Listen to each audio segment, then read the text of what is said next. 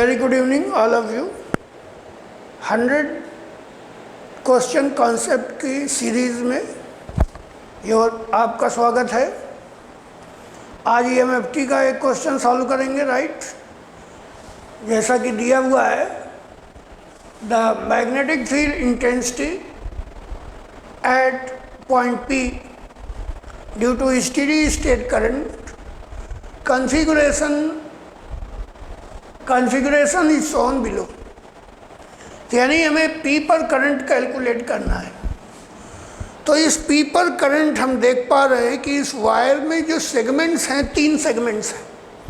एक semi circle है और 2 इनफाइनाइट वायर है। तो हम इन 3 सेगमेंट्स की वजह से मैग्नेटिक फील्ड कैलकुलेट करेंगे, राइट। तो ये हो गया पहला सेगमेंट, ये हो गया दूसरा सेगमेंट और ये हो गया तीसरा सेगमेंट। पहले तो हम चेक करेंगे कि मैग्नेटिक फील्ड इंटेंसिटी कैलकुलेट तो कर रहे हैं सेगमेंट की वजह से, उनकी डायरेक्शन क्या है। तो राइट हैंड थंब रूल से साफ दिखाई दे रहा है, इस वायर की वजह से, इस सेगमेंट की वजह से मैग्नेटिक फील्ड इधर इस तरह से रोटेट करेंगे अपने हैंड को, तो it is going invert cross. और अगर मैं इस लूप की बात करता हूँ, again it is going invert यानी क्रॉस। और अगर मैं इस वायर को ऐसे रोटेट कराऊँ तो इट इज़ अगेन इस वायर की वजह से भी क्रॉस मैग्नेटिक फील्ड। यानी P पॉइंट पर जो मैग्नेटिक फील्ड आएगा, तीनों की वजह, फील्ड इंटेंसिटी जो आएगी, तीनों की वजह से परपेंडिकुलरली इन्वर्ट हो रहा है। तो हम एक एक करके फाइंड करेंगे। पहले तो H1 इस सेमी सर्कुलर वायर की वजह से फाइंड करेंगे। तो H1 due to semi circular wire, semi circular wire, इसका एक फार्मूला होता है I divided upon 4 pi R into theta. तो सेमी सर्कुलर वायर कितना एंगल बनाएगा? इस आर्क का जो एंगल आएगा, इस आर्क का एंगल आएगा थीटा इक्वल टू पाई।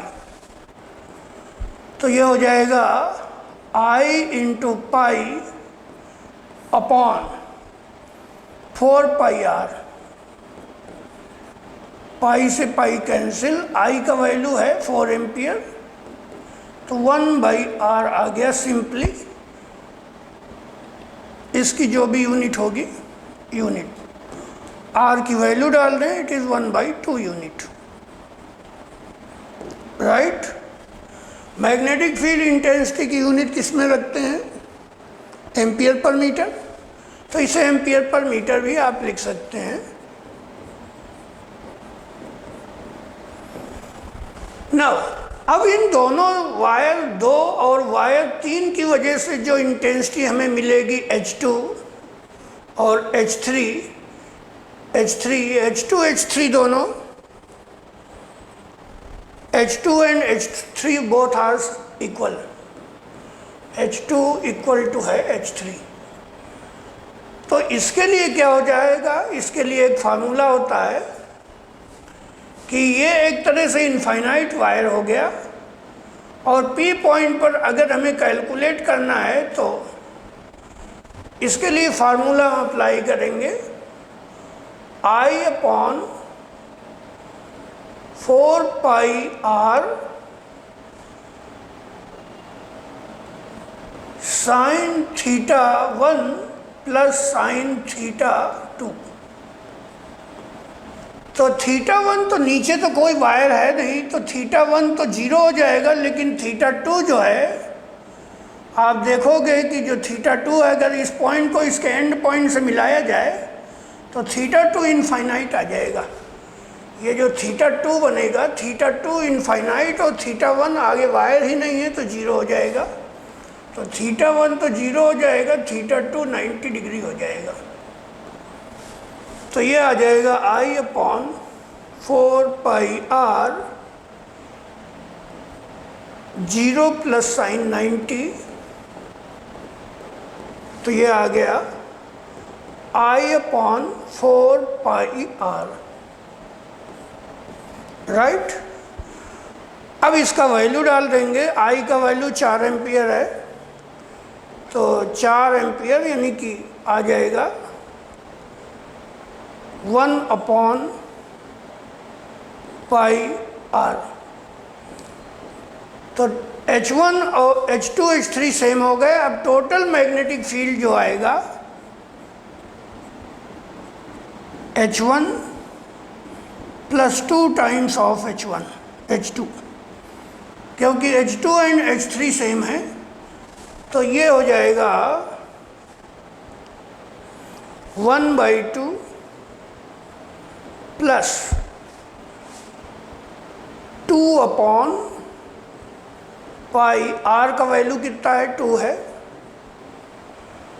तो 2 से 2 cancel, it is equal to, इसको सॉल्व किया तो ये आ जाएगा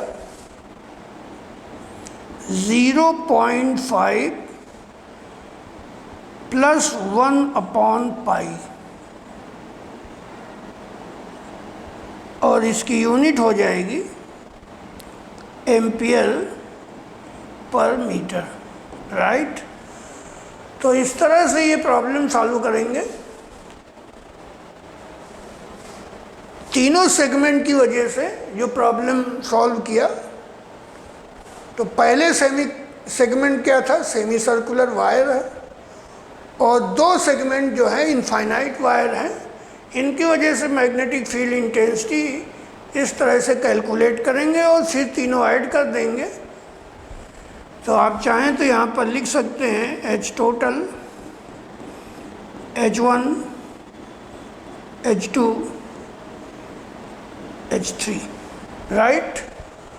इसी कड़ी में कल एक और क्वेश्चन देखेंगे, वो भी सर्कुलेशन कैलकुलेट करने के लिए। तो कल फिर मिलते हैं। Thank you very much. If you really like the video, please hit the like button and share the video. Subscribe to our YouTube channel and press the bell icon for the latest updates. Thank you.